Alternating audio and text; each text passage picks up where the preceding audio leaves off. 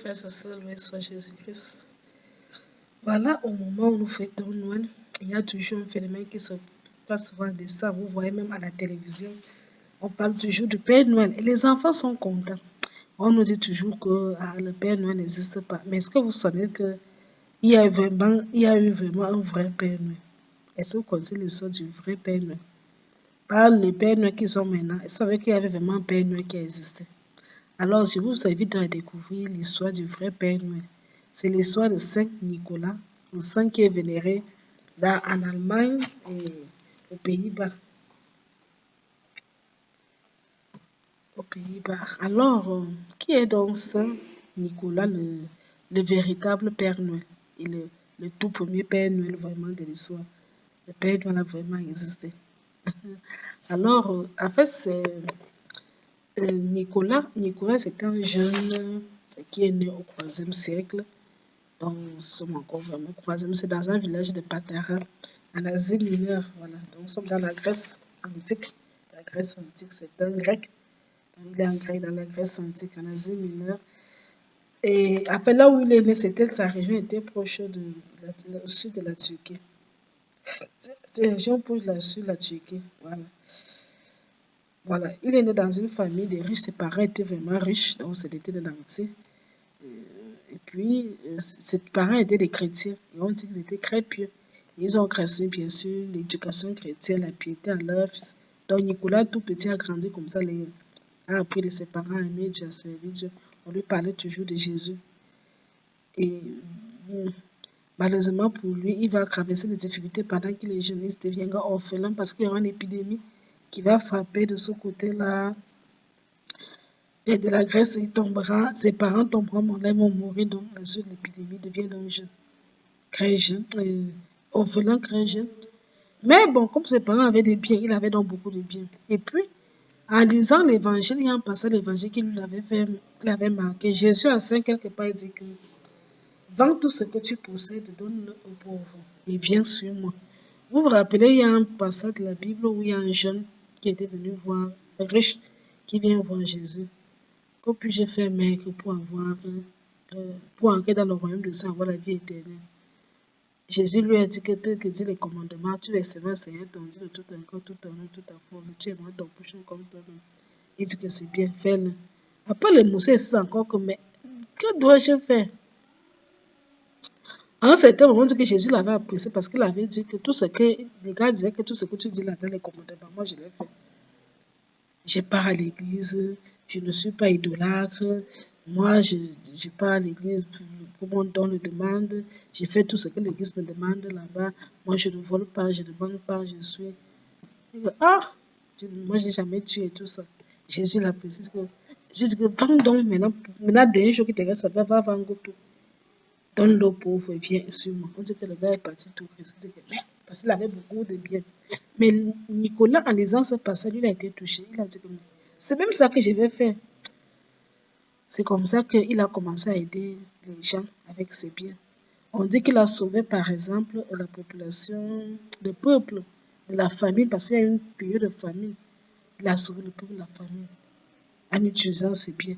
Il a sauvé souvent beaucoup d'innocents. C'est quelqu'un qui avait aussi, il aimait beaucoup les enfants, particulièrement les enfants.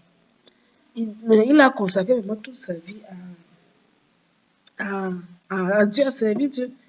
Il servit Dieu, donc il est jusqu'à devenir même évêque des Myres. Il a été nommé comme évêque des Myres. C'est comme ça qu'il est devenu Monseigneur Nicolas. Ce Monseigneur Nicolas, on le dit, donc c'était un homme qui aimait beaucoup les enfants. Donc, il passait devant les enfants. Donc, comme Noël arrive là, il s'habille dans comment il devient comme le père. Donc, il y avait des enfants, des orphelins, par exemple, qui n'avaient plus de père. Comme il mettait orphelin, parce qu'il est devenu orphelin très tôt. Il sait par expérience ce que c'est que d'être orphelin. Quand tu es encore un enfant et que tu deviens orphelin, il a donc décidé de donner la joie à tous ces orphelins qui souffrent, aux enfants pauvres, qui n'ont personne pour leur donner des cadeaux à Noël et tout ça. Donc, à Noël, comme ses parents étaient riches, ils lui ont laissé une grande fortune. Il achetait donc les cadeaux. Et à Noël, ou à la veille de Noël, il va aller dans les maisons, donc soit dans les orphelinats, soit dans les maisons des pauvres. Il laissait dans les cadeaux aux enfants. Dans l'enfance, au cours, le matin, qu'on a laissé le cadeau. Et comme il ne voulait pas qu'on sache que c'est lui, parce qu'il avait aussi cultivé la discrétion. Il avait dit aux gens, même aux gens, que quand il fait les cadeaux, il ne faut pas qu'on dise que c'est lui qui a donné. Donc, Même quand il venait discrètement là la nuit. Et les parents disaient souvent aux enfants, pour ne pas dire que c'est lui l'évêque qui a déposé.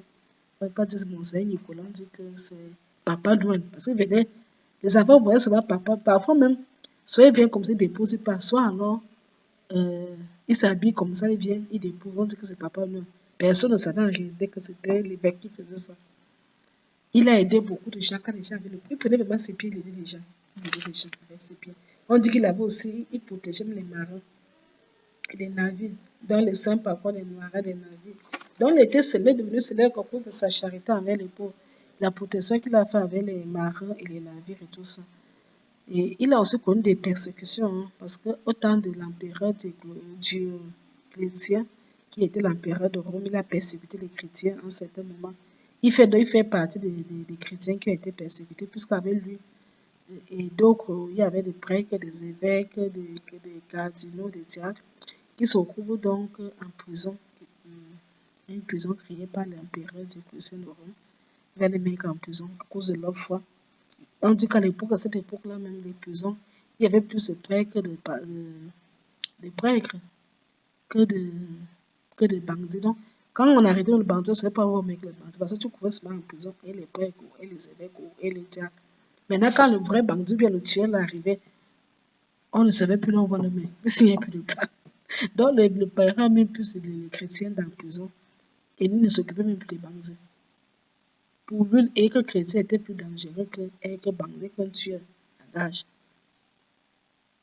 C'est comme ça. Mais après, comme Dieu fait sur les choses ont évolué. Finalement, il sera libéré. Et on dit qu'après sa libération, il a eu assister au concile de Nicée. Le fameux concile qui a conduit à l'adoption du credo, le concile de credo de Nicée. Il y a Nicée, il y a Constantinople, voilà, le credo de Nicée. Le concile avait eu lieu en l'an 325, donc on a adopté le credo. Voilà.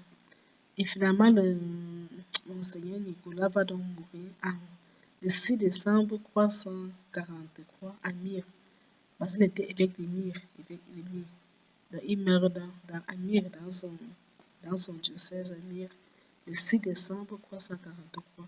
Et c'est l'anniversaire dont il a été enterré à la cathédrale de Myre. Donc son corps se trouve à la cathédrale de Myre. Et chaque 6 décembre, dans son diocèse, on célèbre sa mort. Donc le jour de sa mort est devenu le jour de la célébration de Saint Nicolas.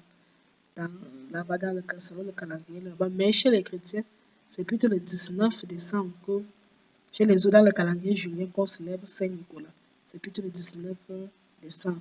Mais chez eux là-bas, à Myre, c'est plutôt le 6 décembre, le jour de la mort de Saint Nicolas.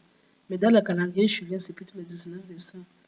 Donc, et il est donc considéré comme le premier pape, le premier pape, c'était justement le Père Noël des enfants, parce que c'est lui qui a commencé cette histoire-là quand Noël. Il va donner des cadeaux aux enfants, les cadeaux, la nourriture, ceux qui ont fait dans les cadeaux, dans les jouets. Bon, comme on dit souvent que Noël, c'est la fête des enfants. Bon, lui, c'était l'évêque des enfants. Mais il ne voulait pas qu'on sache que c'est lui qui fait ça. Donc, soit il a deux choix, soit il vient déposer à l'absence des enfants la nuit. Le matin, on a dit que Papa Noël passe. Soit il vient habillé, il se masque pour qu'on ne sache pas que c'est lui. C'était un homme qui vivait l'évangile.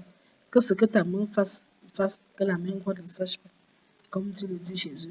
Pas aujourd'hui, comme quelqu'un va donner les cadeaux à le culte, il faut qu'on amène les médias, on filme, on met les caméras, il y a le reporter. Non, lui ne faisait pas ça. Il donnait discrètement.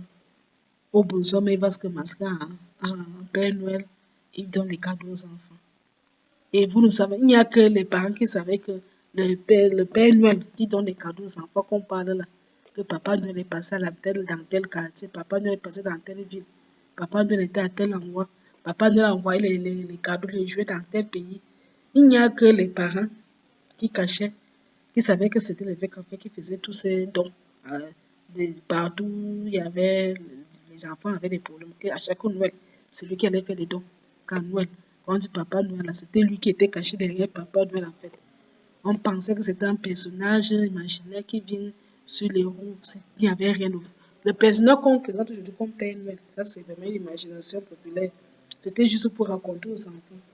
Non, il y a un homme qui vient avec les chariots. Ça c'est faux. Mais il a existé un vrai Père Noël. Le Père, Monseigneur Nicolas.